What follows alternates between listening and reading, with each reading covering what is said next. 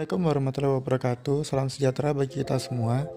Kami dari kelompok 4 di kesempatan ini akan menjelaskan mengenai ekonomi liberal dalam ekonomi politik internasional. Nah, di sini saya akan menjelaskan sejarah munculnya ekonomi liberal. Dimulai dari feudalisme adalah struktur pendelegasian kekuasaan sosiopolitik yang dijalankan di kalangan bangsawan atau monarki untuk mengendalikan berbagai wilayah yang diklaimnya. Dan pengendalian wilayah tersebut juga mengendalikan sistem perekonomian yang menerapkan merkantilisme dalam pengaturan sistem ekonominya sehingga berujung pada absolutisme yang dimana jalannya sistem perekonomian mulai diatur oleh penguasa wilayah dan seiring berjalannya waktu mulai diciptakan sistem pemerintahan berbentuk negara. Dengan begitu negara memiliki kekuatan penuh untuk mengatur sistem perekonomian dan negara juga menggunakan kekuatan ekonominya sebagai alat instrumen militer terhadap negara lain. Kebutuhan produksi yang tinggi dan mulai berkembangnya teknologi industri melahirkan revolusi industri yang dapat mendorong era ekonomi klasik menjadi era ekonomi liberal. Selanjutnya saya akan menjelaskan tentang invisible hand yang merupakan salah satu isu dalam ekonomi liberal yang dicetuskan oleh Adam Smith tahun 1776 lewat bukunya The Wealth of Nations, di mana ada sudah menjelaskan bahwa ekonomi dapat berjalan dengan baik dengan adanya skenario pasar bebas, di mana setiap individu bekerja untuk kepentingannya sendiri dalam usaha mencapai equilibrium, di mana di sini intervensi dari pemerintah sangat tidak diperlukan.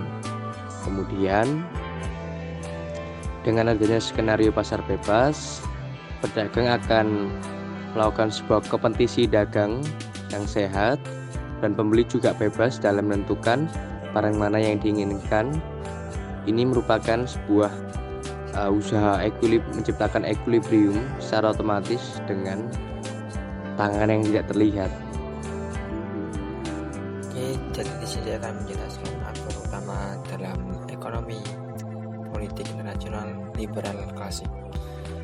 Jadi aktor yang terdapat dalam ekonomi klasik yaitu ada perdagangan dan produsen, yang dimana para pedagang dan produsen bebas untuk mengatur dirinya sendiri dalam mengelola bisnis ekonominya tanpa ada campuran tangan dari siapapun, terlebih utama dari kementerian negara. Dengan tidak adanya campuran tangan pasar akan menuju keseimbangan alami mereka tanpa adanya campuran dari luar. Para pedagang dan produsen lebih menekankan pada penerapan harga fleksibel baik dari upah dan barang. Baik, selanjutnya saya akan menjelaskan tentang asumsi dasar dari ekonomi liberal, di mana yang pertama, ekonomi liberal terbentuk dari individu-individu. Ya, benar. Ekonomi liberal memang terbentuk dari beberapa individu-individu yang memiliki tujuan tertentu untuk mencapai kepentingannya sendiri serta keuntungan mereka masing-masing. Yang kedua, pasar membuat mekanismenya sendiri. Jadi setiap persaingan di dalam pasar memiliki strategi untuk berjualan atau berdagang agar mereka mendapat keuntungan mereka tersendiri atau bagaimana caranya mereka bisa untung.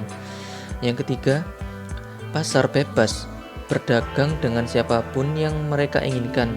Ya, memang di dalam pasar liberal, dalam ekonomi ini sangat mendukung apa yang namanya pasar bebas, yang mana sebelumnya pasar tersebut akan menguntungkan satu pihak saja, terutama oleh pemilik modal yang besar. Nomor 4, larangan bagi negara untuk mengintervensi pasar. Di dalam ekonomi liberal, ini semua mementingkan diri sendiri untuk kepentingan pribadi. Pemikiran-pemikiran ekonomi politik liberal yang akan memandang ekonomi sebagai bentuk penorganisasian yang membuat manusia terdorong untuk melakukan tindakan-tindakan tertentu yang bersifat menguntungkan, dan ilmu ekonomi sebagai penelitian terhadap logika di balik pengorganisasian terhadap tujuan-tujuan apa yang hendak mereka capai. Yang kelima, persaingan pasar akan mempengaruhi adanya inovasi. Ya, benar. Memang persaingan di dalam pasar memiliki perbedaan strategi ya. Tentu saja dengan perbedaan strategi akan memiliki beberapa keuntungan tersendiri. Ada yang untung, ada yang rugi. Dan jika ada yang rugi, maka pihak yang rugi akan memiliki dorongan untuk merubah dagangannya atau merubah harga supaya mereka mendapatkan keuntungan. Jadi mereka tidak rugi-rugi banget atau akan mendapatkan keuntungan lebih jika mereka berjualan berbeda dengan apa yang mereka jual sebelumnya. Misalnya sebelumnya jual roti tapi tidak menghasilkan keuntungan yang lebih, maka merubah strategi penjualannya dengan berjualan baju atau sebagainya supaya mendapatkan keuntungan yang lebih. Oke, next. Ya, saya akan menjelaskan sebuah studi kasus yakni persaingan Cina dengan negara di Asia Tenggara dalam mendapatkan sumber daya energi. Pertama-tama, kebutuhan energi yang besar sendiri dimiliki oleh negara-negara di Asia Tenggara pasca Perang Dunia II dan pasca Perang Dingin. Dengan mengembangkan sektor perekonomian mereka melalui sektor industri, sehingga menyebabkan kebutuhan energi mereka menjadi lebih besar. Untuk mencukupi kebutuhan ini, kebanyakan negara mengimpor minyak dan sumber energi lainnya dari wilayah Timur Tengah. Permasalahan dialami oleh negara Cina dikarenakan oleh jauhnya rute perjalanan impor minyak dari Timur Tengah. Solusi alternatif ini berupa yakni sebuah eksplorasi yang mencari sumber energi baru di wilayah masing-masing dalam mencari sumber energi baru untuk wilayahnya masing-masing. Namun, Cina sendiri masih mengandalkan impor dari Timur Tengah dan Afrika untuk memenuhi defisit suplai energinya. Hal ini menyebabkan adanya kompetisi di negara-negara Asia Tenggara yang wilayahnya menjadi rute perjalanan pengiriman minyak dari Timur Tengah ke Cina. Untuk meredamkan kompetisi ini, ada beberapa model yang dapat digunakan untuk menjadi solusi permasalahan ini. Jika dianalisis dari perspektif liberalis, model yang harus ditempuh yakni semua negara yang terlibat dalam kompetisi minyak tersebut terlibat dalam kerjasama eksplorasi dengan peran yang sama-sama aktif.